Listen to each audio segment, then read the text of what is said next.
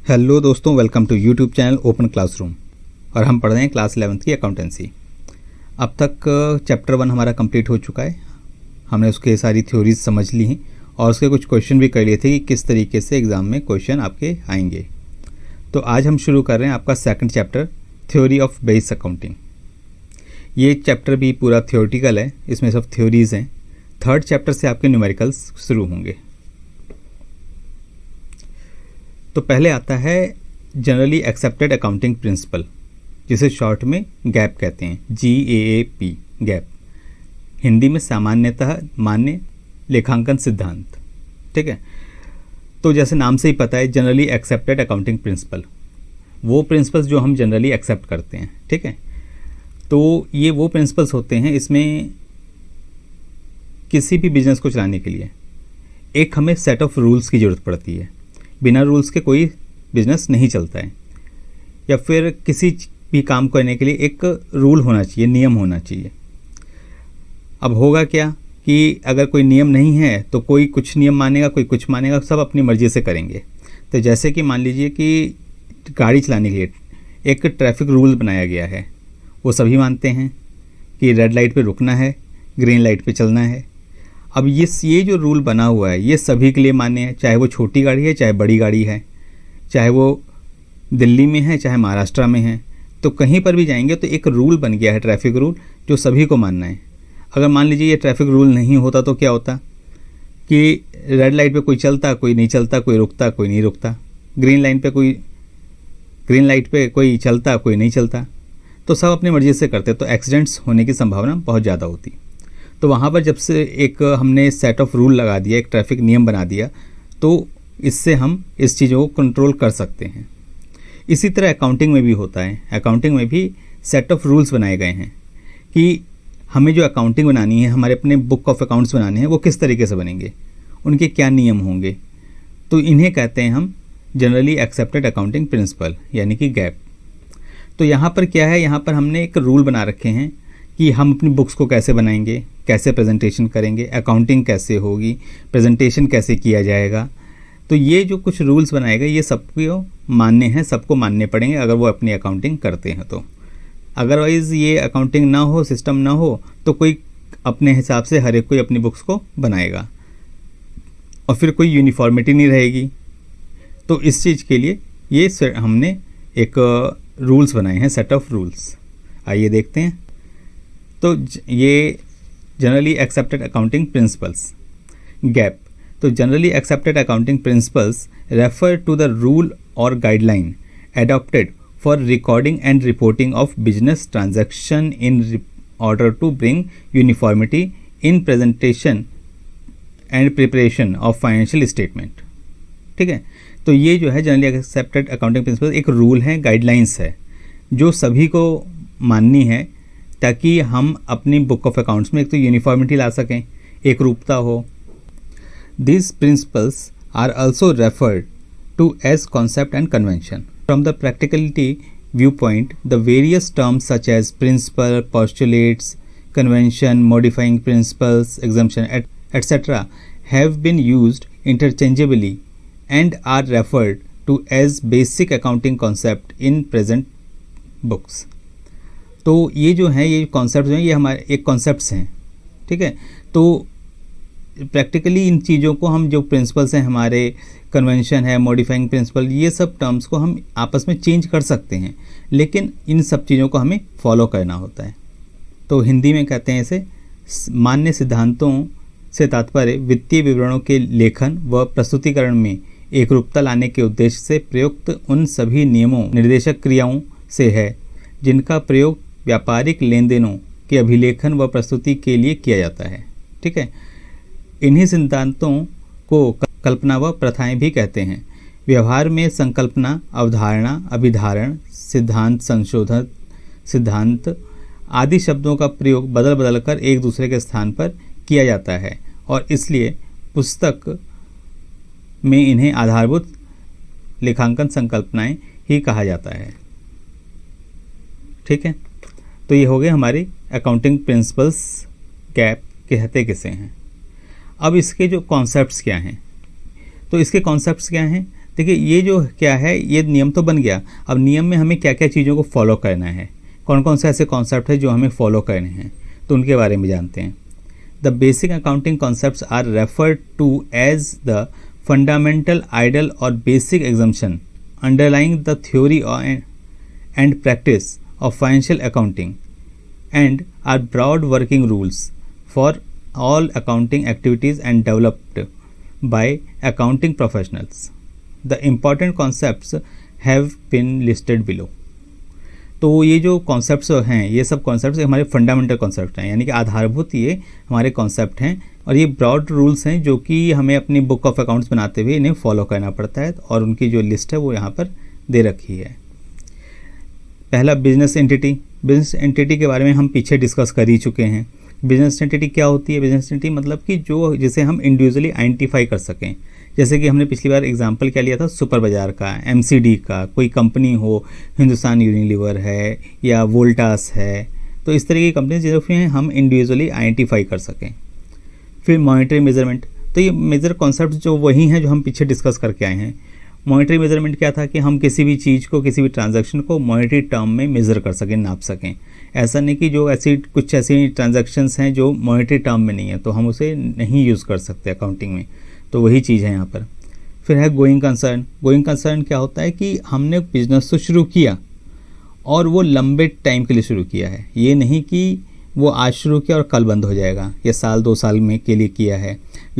Going concern मतलब कि ये लगातार चलता रहेगा अनलिमिटेड टाइम्स के लिए, ठीक है, कोई लाइफ टाइम नहीं है, अनलिमिटेड टाइम, मतलब ये कभी ख़त्म नहीं होगा। हम इसे आगे डिस्कस करेंगे। और अकाउंटिंग पीरियड की एक अकाउंटिंग पीरियड होना चाहिए हर एक का, जो हमने फिक्स किया हुआ है, जैसे हमारा अप्रैल टू मार्च होता है। फिर कॉस्ट है कि हमारी जो एसेट्स हैं वो एक्चुअल कॉस्ट पे रिकॉर्ड होनी चाहिए। ड्यूल एस्पेक्ट मतलब कि ये जो हम पढ़ रहे हैं ये डबल अकाउंटिंग सिस्टम है, तो इसके 2 इफ़ेक्ट आते हैं, 2 अकाउंट्स में इफ़ेक्ट आता है, तो वो कॉन्सेप्ट है कि 2 डबल अकाउंटिंग होनी चाहिए इसकी। रेवेन्यू रिकॉग्निशन, रेवेन्यू के बारे में हम पीछे पढ़ चुके हैं कि रेवेन्यू में सिर्फ सेल्स नहीं, सेल के अलावा भी और कोई भी इनकम होती है तो वो भी कंसिडर होती है। मैचिंग कॉन्सेप्ट, मैचिंग कॉन्सेप्ट मतलब कि अगर हमने स्टेटमेंट कोई बनाई है तो हम उसे अपने पिछले साल की स्टेटमेंट से या फिर अपने कॉम्पिटिटर से मैच कर सकें, हमने वो पीछे पढ़ा ही हुआ है, कंपेरेबिलिटी का concept. Full disclosure, full disclosure का मतलब होता है कि हर एक चीज़ कुछ ऐसी है जो कि हमारे डिसीजन को इन्फ्लुएंस कर सकती है, प्रभावित कर सकती है, तो वो चीज़ें सारी हमें बुक ऑफ अकाउंट्स में डिस्क्लोज़ करनी चाहिए। कंसिस्टेंसी, कंसिस्टेंसी मतलब कि कोई हमने एक रूल अडॉप्ट किया है तो वो कंटिन्यूस उसी रूल को हम अडॉप्ट करेंगे और उसी, ताकि हम आगे उसे कंपेरेबिलिटी में ईजी रहे, ठीक है, तो उसे चेंज नहीं करेंगे बीच बीच में। कंजर्वेटिज्म यानी कि प्रूडेंस भी कहते हैं कि वो जो नियम हैं, जो रिकॉर्ड्स हैं वो प्रूडेंट होने चाहिए, सही होने चाहिए। मटेरियलिटी मीन्स कुछ ऐसी इंपॉर्टेंट इन्फॉर्मेशन है जो कि हमारे डिसीजन को इन्फ्लुएंस कर सकती है, प्रभावित कर सकती है, तो वो डिस्क्लोज होना चाहिए। और ऑब्जेक्टिविटी क्या है हमारी, ठीक है, तो हिंदी में क्या है, आधारभूत लेखांकन संकल्पनाओं से तात्पर्य उस आधारभूत भाव या मूलभूत अवधारणा से है जो वित्तीय लेखांकन के सिद्धांतों व अभ्यास में निहित है, साथ ही वह वृहद करों संबंधी नियम है जिन्हें लेखांकन पेशे से जुड़े व्यक्तियों ने लेखांकन संबंधी क्रियाओं को करने के लिए विकसित किया है। महत्वपूर्ण श्रृंखलाओं की सूची नीचे दी हुई है, तो ये नीचे वही है, उसको हिंदी में क्या कहते हैं, हिंदी में लिखा हुआ है कि व्यापारिक इकाई, मुद्रा मापन, सतत व्यापार, लेखांकन विधि, लागत, द्विपक्षीयता, आगम मान्यता, आगम व्यय मिलान, पूर्ण व्यय मिलान, पूर्ण प्रस्तुतिकरण, समरूपता, रूढ़िवादिता, सरलता और वस्तुनिष्ठा। तो इसको मैंने एक्सप्लेन कर ही दिया है, आगे हम इसे और डिटेल में डिस्कस करेंगे। देखिए बिजनेस एंटिटी बता ही दिया कि जैसे हम इंडिविजुअली आइडेंटिफाई कर सकें, और ये क्या होता है, ये अब जो ऑनर होता है, जो बिज़नेस चला रहा है, जो उसका मालिक है, वो और जो बिज़नेस है, दोनों अलग अलग डिफरेंट एंटिटीज़ हैं, 2 एंटिटीज़ मानी जाएंगी, ये हम एक एंटिटी नहीं मानेंगे। बैलेंस शीट जब बनती है तो इसमें हम जो है यहाँ पर कैपिटल जो है लायबिलिटी साइड में दिखाते हैं। लायबिलिटी साइड में क्यों दिखाते हैं कि जो बिजनेस है, बिजनेस ने पैसा उधार लिया हुआ है, इसलिए अलग अलग दिखाया है। अगर इसका कोई अलग अलग नहीं होता तो हम इसे लायबिलिटी साइड में नहीं दिखाते। लायबिलिटी का मतलब उधार लिया हुआ है, तो हम उधार खाते में इसीलिए दिखाते हैं। तो business entity, this concept assumes that the business has distinct and separate entity from its owner. Thus, for the purpose of accounting, business and its owner are to be treated as two separate entities. ठीक है, तो ये जो business है और उसका मालिक जो है, इन दोनों की एंटिटी जो है दोनों अलग अलग है, एक नहीं है. तो अकाउंटिंग पर्पज़ से ये दोनों अलग अलग ही दिखाए जाते हैं, क्योंकि बैलेंस शीट में हम क्या दिखाते हैं कि कंपनी की बैलेंस शीट में वो एक लाइबिलिटी है हमारी, जिसे हमें पे करना है. तो इसलिए ये इस तरीके से दो अलग अलग एंटिटीज़ हो जाती हैं. तो व्यवसाय की इकाई इस संकल्पना के अनुसार व्यवसाय का अपने मालिक से पृथक अस्तित्व है, अर्थात लेखांकन के उद्देश्य से व्यवसाय व उसके स्वामी को दो पृथक अस्तित्व वाली इकाइयां माना जाएगा. ठीक है. फिर मनी मेजरमेंट की कोई भी ट्रांजैक्शन है तो उसे हम मनीज़ में, पैसे में उसे हम मेज़र कर सकें. अगर वो पैसे में मेज़र होती है तो हमसे एक्सेप्ट करते हैं, तभी हम अकाउंटिंग करेंगे. कुछ ट्रांजैक्शंस ऐसी होती हैं जो हम पैसे में मेज़र नहीं कर सकते. जैसे कि पिछली बार हमने एग्जांपल लिया था, किसी एम्प्लॉय की कोई परफॉर्मेंस अच्छी है या बुरी है, तो उसे हम अपने पैसों में मेज़र कर ही नहीं सकते. तो ये HR वालों की तो इम्पॉर्टेंट हो सकती है, लेकिन हमारे अकाउंटिंग पॉइंट ऑफ व्यू से इम्पॉर्टेंट नहीं है, तो हम अकाउंटिंग में इसे कंसिडर नहीं कर सकते. The concept of money measurement state that only those transactions and happenings in an organization which can be expressed in terms of money are to be recorded in book of accounts. Also, the record of the transaction are to be kept not in the physical unit but in the monetary units. ठीक है, जो भी transaction हो रही है उसे हम पैसों में ज़रूर उसे मेज़र कर सकें, नाप सकें. अगर पैसों में लेन देन ज़रूर होना चाहिए, तभी हम उसे रिकॉर्ड कर सकते हैं. तो मुद्रा मापन की संकल्पना के अनुसार संगठन के लेखांकन पुस्तकों में केवल उन्हीं लेन देनों व घटनाओं का वर्णन या लेखांकन होगा जिसकी प्रस्तुति मुद्रा की इकाइयों में हो जाती है. साथ ही ये लेन देनों का ब्यौरा केवल मौद्रिक इकाइयों में रखा जाएगा, भौतिक इकाइयों में नहीं. ठीक है. फिर आता है गोइंग कंसर्न. गोइंग कंसर्न मतलब कि बिजनेस जो है हमेशा चलता रहेगा, कोई लिमिटेड पीरियड के लिए नहीं है, वो अनलिमिटेड टाइम के लिए. हमने जो बिज़नेस शुरू भी करते हैं, जितने भी बिज़नेस आप देख रहे होंगे, कोई भी कंपनी चल रही है, वो ये मान के तो चलाती नहीं कि मुझे 1 साल के लिए, 2 साल या 4 साल के लिए चलानी है. वो तो हमेशा के लिए चलाते हैं कि हम एक लंबे टाइम तक, अनलिमिटेड टाइम तक चलता रहे. चाहे उसमें डायरेक्टर्स चेंज होते रहें, कोई आए जाए, उससे कंपनी को कोई फ़र्क नहीं पड़ता. क्यों? क्योंकि वो सेपरेट इंडिपेंडेंट एंटिटी है, तो इसलिए उसका अस्तित्व अलग है और वो लंबे टाइम तक, अनलिमिटेड टाइम तक चलती रहेगी. The concept of going concern assumes that the business firm would continue to carry out its operations indefinitely for a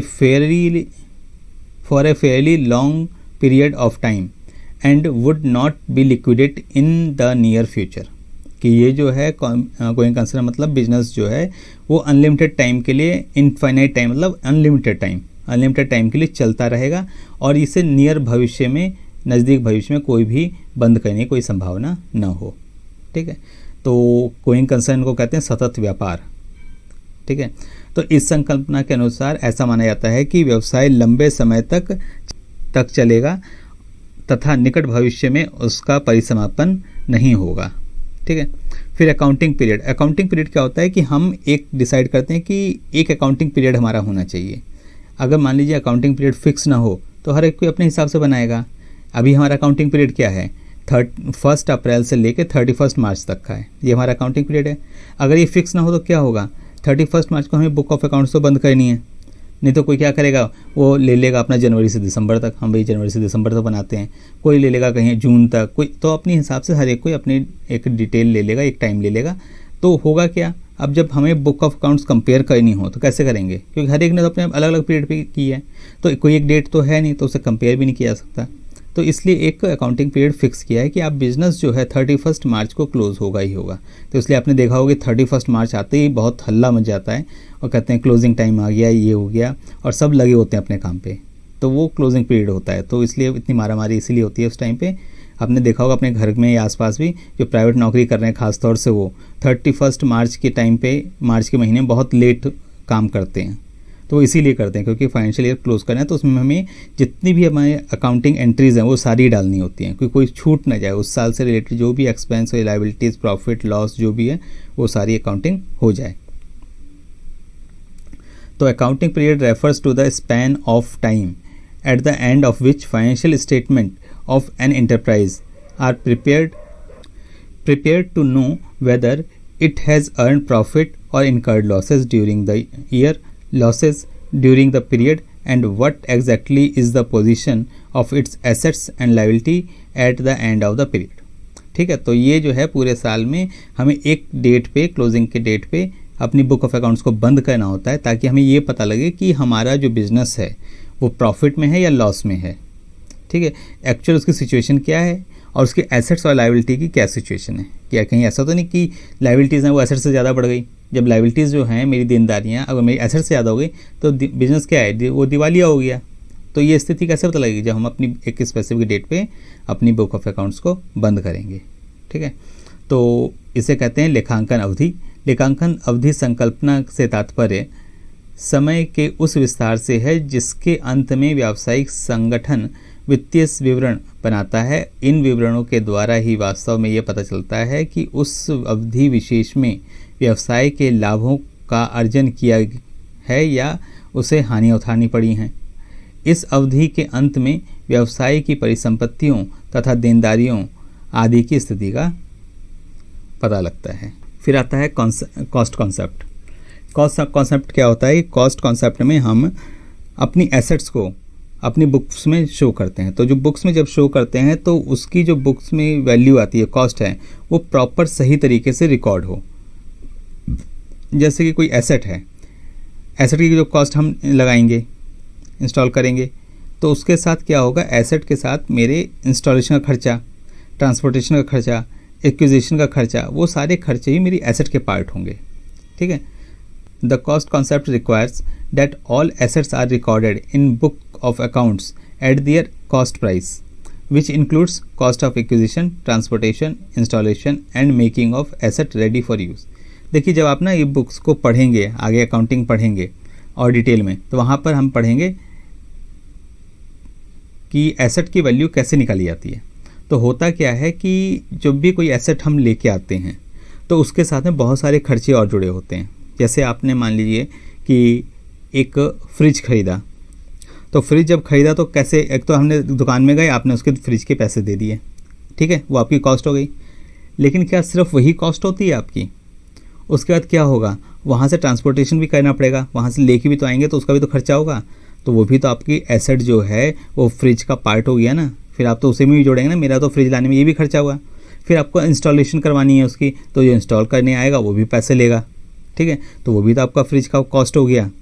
तो ऐसा तो नहीं कि 25,000 फ्रिज है, अब आपने 1,000-1,500 दे दिए उसके इंस्टॉलेशन के और 1,000 रुपये दे दिए आपके ट्रांसपोर्टेशन के, तो आप उसे नहीं जोड़ोगे क्या? आप उसे जोड़ोगे ना, पूरा जोड़ के बताओगे ना कि भाई मेरा फ्रिज के लाने की जो कॉस्ट है वो मेरी 25,000 ये थी और वो सब जोड़ के मेरी 30,000 हो गई। ठीक है, फ्रिज की कॉस्ट 25,000 है, लेकिन 5,000 आपका ट्रांसपोर्टेशन इंस्टॉलेशन है, तो आपकी फ्रिज की कॉस्ट 30,000 हो गई। यही कहेंगे ना। तो वही चीज़ यहाँ पे कहता है कि जो हमारे एसेट की वैल्यू दिखानी है उसके साथ में उससे रिलेटेड जो भी एक्सपेंस हो रहे हैं, चाहे वो इंस्टॉलेशन है, ट्रांसपोर्टेशन है, वो सारी चीज़ें उसमें जोड़नी चाहिए, तो वो जाके मेरी पूरी कॉस्ट की एसेट बनेगी, एसेट की कॉस्ट बनेगी। ठीक है, तो आगे जब हम पढ़ेंगे अकाउंटिंग स्टैंडर्ड्स पढ़ते हैं तो उसमें ये सब चीज़ों को बड़ा ध्यान दिया जाता है। और जब एक्चुअल हम किसी कंपनी की एसेट्स की वैल्यू निकालते हैं तो उन सब में इसको जोड़ा जाता है। तो सिंपल कहने का मतलब ये है कि कोई भी एसेट पुट टू यूज़ यानी उपयोग में आने के लिए जो भी खर्चा हो वो हमारा उस कॉस्ट, एसेट का कॉस्ट का पार्ट बनता है। जैसे आपने फ्रिज खरीदा तो फ्रिज को उपयोग में लाने के लिए आपको उसका ट्रांसपोर्टेशन भी करना पड़ा, इंस्टॉलेशन भी करानी पड़ी, तब जाके वो उपयोग में आया आपके, तो उसके पीछे जो भी खर्चा है वो सारा आपका इसका पार्ट होगा। तो वही हमारा कॉस्ट कॉन्सेप्ट है। ठीक है, लागत संकल्पना। लागत संकल्पना के अनुसार सभी परिसंपत्तियों का लेखा पुस्तकों के उनके लागत मूल्य पर ही अभिलेखित किया जाना चाहिए। इस मूल्य में परिसंपत्ति का प्राप्ति मूल्य, परिवहन, स्थापना व्यय तथा वह व्यय भी शामिल हैं जो उस परिसंपत्तियों को काम में लाने योग्य बनाने के लिए किए गए थे। ठीक है। फिर आता है ड्यूल कॉन्सेप्ट। ड्यूल कॉन्सेप्ट क्या मतलब क्या होता है कि इसमें दो अकाउंट होते हैं, इसमें दो अकाउंट्स इम्पैक्ट करेंगे, दो अकाउंट्स पे इफ़ेक्ट आएगा। ये जो हम पढ़ रहे हैं ये हमारा डबल अकाउंटिंग सिस्टम है, ठीक है, डबल एंट्री सिस्टम। तो इसमें होता क्या है, दो अकाउंट्स पे इफ़ेक्ट आता है। जैसे कि मैं कहता हूँ कि मेरे को राम ने मुझे 1000 रुपये कैश दिए, ठीक है, 1000 रुपये कैश दिया, तो क्या इसमें क्या एंट्री हुई, पहली चीज़ कि मेरे पास कैश आया तो मेरा कैश बढ़ गया। दूसरा कहाँ से आया, राम के से आया, तो राम का एक अकाउंट बनेगा, एक मेरा अकाउंट बनेगा। जब मैं अपनी बुक्स बनाऊंगा तो मैं तो दिखाऊंगा एक तो मेरे पास कैश आया तो मेरा कैश का अकाउंट हो गया, ठीक है ना, एक तो मेरा कैश का अकाउंट हो गया कि मेरे को कैश में किससे मिला पैसा, राम से मिला, ठीक है, राम से मैं दिखाऊंगा मेरे को 1000 रुपये मिले। और दूसरा कौन सा अकाउंट होगा, राम का अकाउंट होगा कि मुझे राम से मिला, राम से मुझे कैश मिला 1000 रुपये, ठीक है ना। तो इस तरीके से मेरे को दो अकाउंट बनाने पड़े, एक तो मेरा ये अकाउंट हो गया राम का, दूसरा हो गया कैश का। अब ये दो अकाउंट बने, इसे ही हम डबल अकाउंटिंग सिस्टम कहते हैं, ड्यूल एस्पेक्ट कहते हैं, यानी कि यहाँ पर मेरे दो अकाउंट इम्पैक्ट हुए। इसका फ़ायदा क्या है, इसको हम आगे और डिटेल में पढ़ने वाले हैं, तो फिर भी मैं यहाँ बता देता हूँ। इसमें फ़ायदा ये है कि देखिए अगर कहीं कोई ट्रांजैक्शन छूट जाए तो ईज़िली पता लग जाती है। मान लीजिए मैंने अपनी बुक कैश में तो एंट्री कर दी और मैं यहाँ देना भूल गया कि मेरे पास आया कहाँ से, ठीक है, तो मेरे पास राम का अकाउंट से पता लग जाएगा मुझे, ठीक है, और यहाँ पे कैसे पता लग जाएगा कि पैसा आया कहाँ से, राम के अकाउंट से, तो राम के अकाउंट में एंट्री करनी पड़ेगी। कई बार होता क्या है कि इससे फ्रॉड भी से भी बचते हैं। कैसे, देखिए राम ने मुझे 1000 रुपये दिए, ठीक है, अब क्या हुआ कि राम के अकाउंट में तो एंट्री कर दी कि भैया कैश आया, वो तो करनी पड़ेगी ना, नहीं तो कल को इसका अकाउंट जीरो नहीं होगा मेरी बुक्स में, ये मैं तो फिर मांगूंगा इससे, तो पकड़ा जाएगा वहाँ पर। तो यहाँ पर एंट्री कर दी कि भैया मेरे को 1000 रुपये राम से मिल गए, ठीक है, तो इसका अकाउंट तो जीरो हो गया, जो मेरे को देना था मैंने उसके अगेंस्ट में दिखा दिया कि मुझे मिल गया, तो ये ख़त्म हो गया ना, ये जीरो हो गया। लेकिन मैंने कैश में नहीं दिखाया, वो क्या क्या जिसने भी करना था उसने कंपनी को जमा करा के अपनी जेब में रख लिया, तो फ्रॉड हो गया। अगर ये अकाउंटिंग राम की मैं देखूंगा, राम का अकाउंट में जीरो है, तो मेरे को तो पता लगेगा ना भाई, जब जीरो है तो मतलब पैसा आया है, तो इसकी एंट्री कहाँ गई, डबल एंट्री कहाँ है, सेकंड एंट्री कहाँ है, तो जो भी इसे इन्वेस्टिगेट करेगा तो देखेगा सेकंड एंट्री नहीं मिली इसे, तो यहाँ पर फ्रॉड भी पकड़ा जाएगा। इसलिए डबल अकाउंटिंग सिस्टम को हम फॉलो करते हैं कि दो जगह इम्पैक्ट आता है, ठीक है। This concept states that every transaction has dual और two fold effect on various accounts and should therefore be recorded in two places. The duality principle is commonly expressed in terms of fundamental accounting equation, which is assets equal to liability plus capital. ठीक है, तो ये मैंने बताई दिया आपको कि इसमें जो है दो अकाउंट्स इम्पैक्ट होते हैं और दोनों को रिकॉर्ड होना चाहिए बुक्स में। तो इसके जो अकाउंटिंग सिस्टम है, जो इक्वेशन होती है वो हमारी ये होती है, इसको हम आगे पढ़ने वाले हैं कि इसको इक्वेशन को कैसे करते हैं और इसका है क्या हिसाब। देखिए एसेट क्या होती है, मैं यहाँ पे थोड़ा सा बता देता हूँ। ये जो एसेट होती है, तो एसेट क्या होती है, जो भी मैं अपने बिज़नेस के लिए यूज़ करता हूँ, बिज़नेस को चलाने के लिए कुछ भी ख़रीदता हूँ, वो मेरी एसेट है। जैसे कि मेरे को बिज़नेस चलाना है, तो पिछले एग्जाम्पल में हमने पीछे पढ़ा भी था कि मुझे चेयर ली, टेबल ली, ठीक है, प्रिंटर लिया, तो ये सब मेरी क्या हुए, एसेट हो गई। अब उसके लिए पैसा कहाँ से आया, चाहे तो मैंने उधार लिया होगा, अगर मैंने किसी से उधार लिया तो मेरी क्या हो गई, लायबिलिटी हो गई, ठीक है। मान लीजिए मैंने 1000 रुपये का प्रिंटर लिया, तो 1000 रुपये अगर मैंने कैश में लिया है तो कैश से जाएगा, नहीं तो मेरी लायबिलिटी हो जाएगी 1000 रुपये, ये बराबर हो गए, ठीक है। या फिर जो ऑनर था उसने कैपिटल दी थी, उससे लिए, वो लेके आया है, तो ये 1000 रुपये यहाँ से आ गए, ठीक है ना। तो इस तरीके से ये अकाउंटिंग सिस्टम, अकाउंटिंग इक्वेशन होती है। तो इसे हम आगे पढ़ेंगे, आराम से डिटेल में पढ़ेंगे इसे। तो हिंदी में इसे कहते हैं द्विपक्षीय संकल्पना। इस संकल्पना के अनुसार प्रत्येक लेन देन के व्यवसाय में विभिन्न खातों का दोहरा प्रभाव पड़ता है, इसलिए उसका अभिलेखन दो स्थानों पर होना चाहिए। इस सिद्धांत को सामान्यतः एक आधारभूत समीकरण के रूप में वर्णित किया जाता है। परिसंपत्तियां इक्वल टू देयताएं प्लस पूंजी कहते हैं। आपको आगे ना पढ़ना इंग्लिश में ही है, क्योंकि जब हम इसके न्यूमेरिकल्स करेंगे ना, ये एसेट अकाउंटिंग इक्वेशन के, तो वो सब इंग्लिश में ही होगा, ठीक है। तो ये जो है हिंदी में ठीक है आप पढ़ लीजिए, लेकिन जब न्यूमेरिकल करेंगे तो आपको इंग्लिश में ही करने पड़ेंगे, क्योंकि आपके सारे न्यूमेरिकल्स इंग्लिश में ही होंगे, सिर्फ हिंदी मीडियम वालों के लिए। थ्योरी जो है वो सिर्फ हिंदी में है, बाकी सब कुछ आपका न्यूमेरिकल्स वगैरह इंग्लिश में है, तो इंग्लिश की थोड़ी थोड़ी आदत आपको डाल लेनी चाहिए, इसलिए मैं इंग्लिश में भी साथ में बताता जा रहा हूँ। इसलिए दोनों को, हिंदी मीडियम इंग्लिश मीडियम को एक साथ ही मिल जाएगा सब कुछ। रेवेन्यू रिकॉग्निशन, तो रेवेन्यू के बारे में हमने पीछे भी चर्चा की थी इसकी। तो रेवेन्यू क्या था, रेवेन्यू में सिर्फ हमने पढ़ा था क्या था कि रेवेन्यू में सिर्फ हमारा सेल नहीं होता, उसके अलावा कुछ और इनकम भी है और कहीं से भी पैसा आ रहा है तो वो सब भी इंक्लूड होता है, जैसे कि इंटरेस्ट है, रॉयल्टी है, कोई सेल ऑफ एसेट है, तो इन सब चीज़ों से भी जो भी पैसा आता है तो वो भी रेवेन्यू में हम ऐड करते हैं। ठीक है, तो वही चीज़ यहाँ पर भी लिखी है। Revenue is the gross inflow of cash arising from the sale of goods and services by an enterprises and used by other of the enterprises resources yielding interest, royalty and dividend. The concept of revenue recognition requires that the revenue for a business transaction should be considered realized when a legal right to receive it arise. ठीक है, तो यहाँ पर जो revenue है वो जो cash flow आ रहा है, कैश जो आ रहा है हमारे पास, उसमें तो हम अपने जो बिज़नेस के गुड्स बेचते हैं या सर्विस प्रोवाइडर तो सर्विस देता है, उसके अलावा और भी कोई इंटरेस्ट है, लायबिलिटी, रॉयल्टी है, डिविडेंड है, तो उससे भी जो कुछ आता है वो सब भी हमारे रेवेन्यू के पार्ट होते हैं। तो इसे कहते हैं आगम मान्यता। इस संकल्पना के अनुसार किसी व्यावसायिक लेन देन से प्राप्त आगम को लेखों पुस्तकों में तभी लिखना चाहिए जब यह प्राप्ति पर व्यवसाय की विधि सम्मत अधिकार हो जाए। आगम से तात्पर्य व्यवसाय द्वारा प्रदत्त वस्तुओं के विक्रय तथा सेवाओं के उत्पन्न नकद रोकड़ के सकल अंतर्वाह एवं ब्याज, रॉयल्टी तथा लाभांश की अन्य व्यक्तियों, अन्य लोगों द्वारा उद्यम के संसाधनों के प्रयोग के बदले प्राप्ति से है। फिर आता है मैचिंग कॉन्सेप्ट। मैचिंग कॉन्सेप्ट में क्या है कि इसमें जो भी हमारे पास इनकम आती है जो, तो उसका हम मिलान कर सकें अपनी किस पिछले पीरियड से, बैक पीरियड से, पुराने अकाउंट से किस तरीके से मैच करें, ताकि हमें पता लगे पिछले साल हमें जो इनकम हुई थी और इस साल क्या हुई थी उसको हम मैच कर पाएँ। ठीक है, तो ये मैचिंग कॉन्सेप्ट होता है।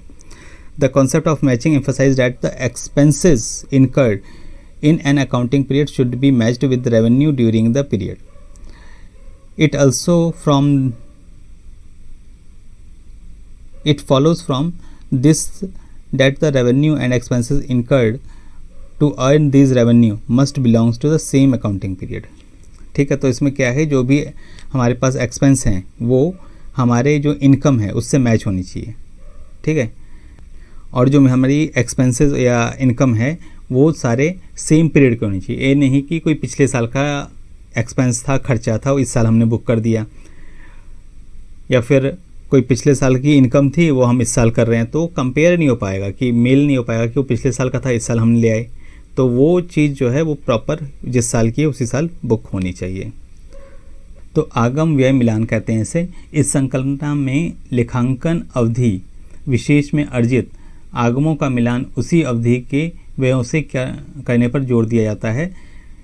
इसी के परिणाम स्वरूप आगमों से अर्जित होने वाले व्यय किए गए हैं वह उसी लेखा वर्ष से संबंधित होने चाहिए। फिर आता है फुल डिस्क्लोज़र। फुल डिस्क्लोज़र में क्या है कि हमें जो भी अपनी अकाउंटिंग है, अपनी स्टेटमेंट है, बुक ऑफ अकाउंट्स हैं, वो पूरी तरीके से सही तरीके से डिस्क्लोज़ करनी चाहिए। तो इसमें होता क्या है, कई बार देखिए कि कोई हमने ऐसी कोई पॉलिसी चेंज की है तो वो भी डिस्क्लोज़ होनी चाहिए, क्योंकि हमारे जो स्टेक होल्डर्स है उनके डिसीजंस को इन्फ्लुएंस कर सकता है। तो वो चीज़ों को हम अपने फुट नोट में, जैसे कि मान लीजिए एक डेप्रिसिएशन है, एक एग्जाम्पल लेते हैं डेप्रिसिएशन का, कि हम बुक्स में डेप्रिसिएशन जो है रिटर्न डाउन वैल्यू के मेथड से पहले चार्ज कर रहे थे। ठीक है, और बाद में हमने चेंज कर दिया कि उसे स्ट्रेट लाइन मेथड से। तो इन चीज़ों को हमें अपनी बुक ऑफ अकाउंट्स में अगर हमने चेंज किया है कुछ, तो वो हमें डिस्क्लोज़ करना चाहिए कि हमने अभी इसमें ये डिस्क्लोज चेंजेस कर दिए हैं। ठीक है, तो डेप्रिसिएशन के बारे में आगे हम पढ़ेंगे, इसका एक चैप्टर भी है। तो ये जस्ट एग्जांपल के लिए, अगर कोई पॉलिसी वगैरह चेंज करते हैं जिससे कि हमारे स्टेक होल्डर्स को, हमारे डिसीजन मेकर्स को कोई डिसीजन को इन्फ्लुएंस करता है, तो वो हमें बताना चाहिए। The concept required that the all material and relevant facts concerning Financial performance of an enterprise must be fully and completely disclosed in financial statement and their complying footnotes. ठीक है, तो कोई भी डिसीजन है जो कि हमारे परफॉर्मेंस को, फाइनेंशियल परफॉर्मेंस को, एंटरप्राइज की परफॉर्मेंस को इन्फ्लुएंस करता है तो उसे हमें डिस्क्लोज करना चाहिए, बताना चाहिए फाइनेंशियल स्टेटमेंट्स में, और उसे फुट नोट देना चाहिए। लास्ट में हम एक नोट डाल देते हैं, जब फाइनेंशियल स्टेटमेंट बनाते हैं तो नीचे एक नोट लिखते हैं कि हमने ये, उसे कहते हैं नोट्स ऑफ अकाउंट्स। ठीक है, तो वहाँ पे हम इस चीज़ों को डिस्क्लोज करते हैं। पूर्ण प्रस्तुतिकरण, इस संकल्पना के अनुसार व्यवसाय के वित्तीय प्रदर्शन से जुड़े सभी आवश्यक तथा भौतिक तथ्यों का वित्तीय विवरणों एवं पद टिप्पणी में पूरा प्रस्तुतिकरण आवश्यक है। फिर आता है कंसिस्टेंसी। कंसिस्टेंसी क्या है कि हम जो अकाउंटिंग पॉलिसीज़ फॉलो कर रहे हैं उसे हम हर साल फॉलो करेंगे, बीच में चेंज नहीं करेंगे। ये नहीं कि अभी हमने ये 2-4 महीने ये फॉलो किया, बाद में हमने उसे चेंज करके कुछ और पॉलिसी चेंज कर दी, फिर कुछ और चेंज कर दी, तो ऐसा नहीं होना चाहिए। तो पॉलिसी जो हमने बनाई है उसे हम कंसिस्टेंटली लगातार उसी को फॉलो करें, और ये नहीं कि बीच बीच में हम उसे बदलते जा रहे हैं। ठीक है, तो कहता है कि this concept state that accounting policy and practices followed by enterprises should be uniform and consistent one the period of time so that the results are comparability result when the same accounting principle are consistently being applied by different enterprises and for the full period under comparison or same firm for a number of period। ठीक है, तो वही है कि जो policy है वो हम पूरे साल फॉलो करेंगे, एक अकाउंटिंग पीरियड में वो करेंगे, यानी उसको बीच में चेंज नहीं करेंगे उस साल में। अगर चेंज भी होती है कोई पॉलिसी तो वो हम फाइनेंशियल ईयर क्लोज होने के बाद करते हैं, बीच में नहीं करते। उससे होता क्या है कि तो हम कंपेयर कर सकते हैं अपनी बुक ऑफ अकाउंट्स को, दूसरा जो हमारे कंपटीटर हैं उनसे भी कंपेयर कर सकते हैं। ठीक है, तो बीच बीच में चेंज करेंगे तो हमसे कंपेयर करने लायक नहीं होगी, बहुत कॉम्प्लिकेटेड बन जाती है फिर वो।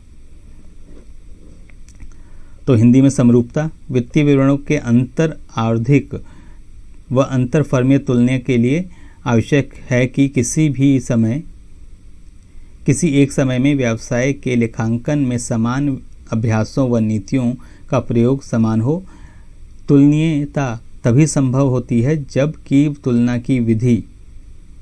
की अवधि में विभिन्न इकाइयां अथवा एक ही इकाई विभिन्न समयावधि के समान लेखांकन सिद्धांतों के समान रूप से प्रयोग कर रही हों। फिर conservatism, this concept requires that business transaction should be recorded in such a manner that profit are not overstated. All authenticated losses should be accounted, but all unrealized gains should be ignored. देखिए, इसमें कहता है कि जो हम business transaction में जो भी हम रिकॉर्डिंग करते हैं तो उसमें ऐसा ना हो कि प्रॉफिट हम ज़्यादा दिखा दें। प्रॉफिट ज़्यादा दिखाएंगे तो क्या होगा, लोगों को लगेगा कि प्रॉफिट ज़्यादा हो रहा है, लेकिन एक्चुअली होता नहीं है। ठीक है, तो वो गलत इन्फॉर्मेशन होती है। तो उसमें कहता है कि जो अगर कोई हमें लॉस होना है तो उसका प्रोविज़न तो करना चाहिए। अगर मान लीजिए कोई लॉस हुआ नहीं है लेकिन होना है तो हम उसका प्रोविज़न कर सकते हैं, तो लॉस वहाँ पर भी दिखाते हैं। लेकिन अगर कोई प्रॉफिट है, कोई फ़ायदा है, कोई लाभ होने वाला है तो हम उसको नहीं दिखाते, क्योंकि जब तक कि वो रियलाइज़ ना हो जाए, जब तक वो हमारे पास वो लाभ आ ना जाए तो उसका हम प्रोविज़न भी नहीं करते, तो उसे हम इग्नोर करते हैं ताकि हमारी जो प्रॉफिट है वो ज़्यादा ना दिखे। ठीक है, तो हिंदी में कहते हैं विवेकशीलता। इस संकल्पना के अनुसार व्यावसायिक लेन देनों का लेखांकन इस प्रकार होना चाहिए कि लाभ को अनावश्यक रूप से बढ़ाकर न दिखाया जाए। सभी अनुमानित हानियों के लिए प्रावधान कर लिया जाए, लेकिन अनुमानित लाभों पर ध्यान न दिया जाए। ठीक है, फिर आता है मटेरियलिटी का कॉन्सेप्ट अभी हमने पीछे पढ़ा ही है फुल डिस्क्लोज़र में। तो कोई भी ऐसी चीज़ है, कोई इंपॉर्टेंट चीज़ है, कोई इंपॉर्टेंट इन्फॉर्मेशन है जो कि हमारे डिसीजन को इन्फ्लुएंस करे, हमारे स्टेक होल्डर्स को इन्फ्लुएंस करे, तो वो हमें डिस्क्लोज करनी चाहिए। ठीक है, वही चीज़ यहाँ पर भी कहता है। This concept state that accounting should focus on materiality fact. If the item likely to influence the decision of a reasonably prudent investor और creditor, it should be regarded as material and shown in financial statement. ठीक है। तो कहता है कि कोई अभी ऐसी इंपॉर्टेंट चीज़ है फाइनेंशियल, हमारी फाइनेंशियल बुक्स में, जो कि हमारे इन्वेस्टर को या क्रेडिटर्स को डिसीजन को इन्फ्लुएंस कर सकती है, प्रभावित कर सकती है, तो वो हमें अपनी बुक ऑफ अकाउंट्स में शो करनी चाहिए। तो मटेरियलिटी का मतलब सारता। इस संकल्पना के अनुसार लेखांकन करते समय केवल महत्वपूर्ण तथ्यों पर ही केंद्रित करना चाहिए। यदि तथ्य किसी विवेकशील निवेशक या लेनदार के निर्णय को प्रभावित कर सकता है तो यह सार तथ्य माना जाएगा तथा इसे वित्तीय विवरणों में दिखाया जाएगा। ठीक है।